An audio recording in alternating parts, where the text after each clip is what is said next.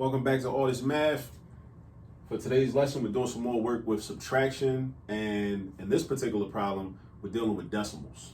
All right. So if we read the problem, we see that we have 6.1 minus negative 13.8.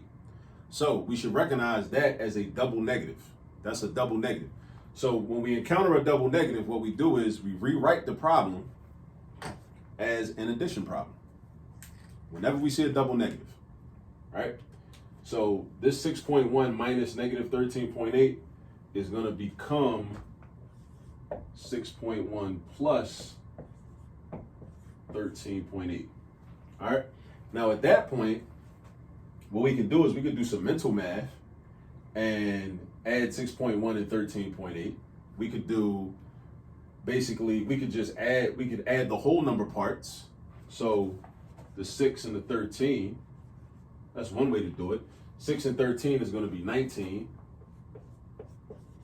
right? And then we add the decimal parts, 0.1 and 0.8, that's going to be 0.9, and that would be your answer, 19.9, right? That's one way to do it, using mental math, right? Or you can think about it as money. I mean, if we think about it as money, it's not really going to be too different from what we just did, because if it was money, check this out. If this was money, right, all we would do is just basically add a number to the hundredths place, right, to represent change.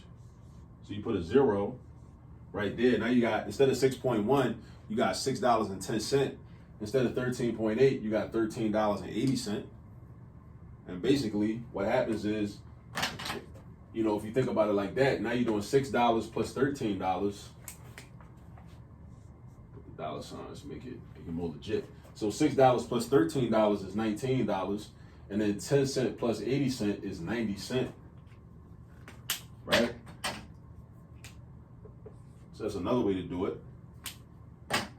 In a lot of cases, depending on who your teacher is and what their rules are, you could just break out a scientific calculator and just do the 6.1 plus the 13.8 if you needed to. But from what I just showed you, you really shouldn't even need a calculator for this, right? But let's say you're not allowed to use a calculator. Let's say you're not as comfortable with this. And let's say you just want to practice doing manual addition with decimals, which never hurts.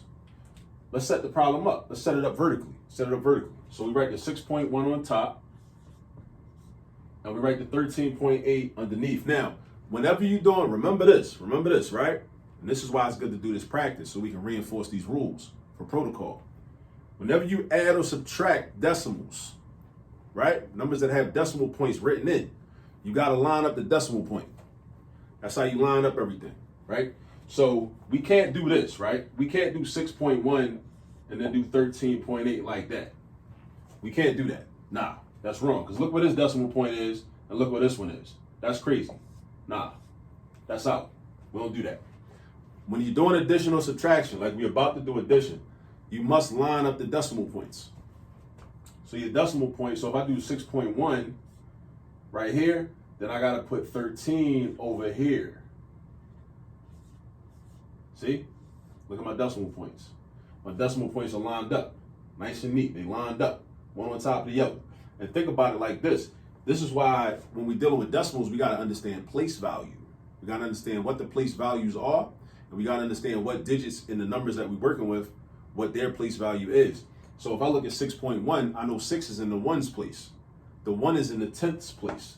That's the ones place, the tenths place. With 13.8, I know that 8 is in the tenths place. So you should have a tenth underneath of a tenth. The tenths should be lined up. The 3 is in the ones place from the 13. So the 3 and the 6 should be lined up like they are.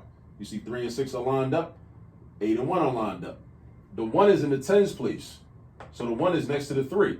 The 6.1 doesn't have a number in the tens place. So think of that as an invisible 0. There's an invisible 0 in the tens place in 6.1.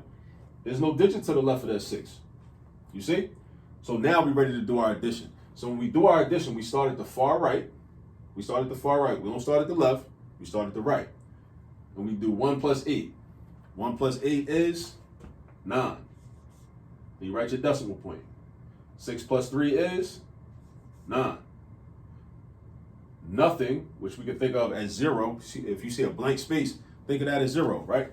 0 plus 1 is 1. And that's 19.9.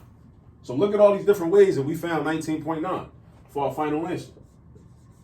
We did the mental math, 6.1 plus 13.8. We added the 6 and the 13, we got 19. We added the 0.1 and the 0.8 and got 0.90. This one was kind of easy. If we'd have ended up with, like, for our change or for our decimals, if we'd have ended up with a value that was greater than 1, it would have got a little bit different.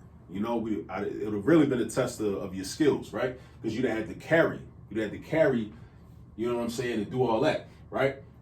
And you would have had to go past 19 because it went over $19 if you was thinking of it in terms of money. Like, imagine, like, if you was doing like $6.30 plus 13.80, your 6 and your 13 would be 19, but then 30 cents plus 80 cents is actually $1.10. 30 cents plus 80 cents is $1.10. So then you have to do 19 plus $1.10, which ain't too bad. 19 plus $1.10 is just $20.10. So that'd be 20.1 if that was the situation. But but it's good to know how to do these problems in different ways. So we did the 6.1 plus the 13.8. We flipped it, made it look like money. $6.10 plus $13.80. We got 19.90, which is the same thing as 19.9. And then we did it the manual way using the standard addition algorithm. That's what we call this. This is called the standard addition algorithm, right? So if your parents tell you, like, this ain't the way I used to do it back when I was a child and I was in school, the technical term for what we used to do when we was in school, in elementary school, was called the standard addition algorithm, right? Where you line the numbers up, one on top of the other, make sure you line up the decimal points, and then you just add vertically, starting at the far right, and then you proceed to the left. You know what I mean? All right, so that's that. And as I always say, I showed you how to do it. Now you got to go do some practice. All right? So until the next video, go get some practice. Later.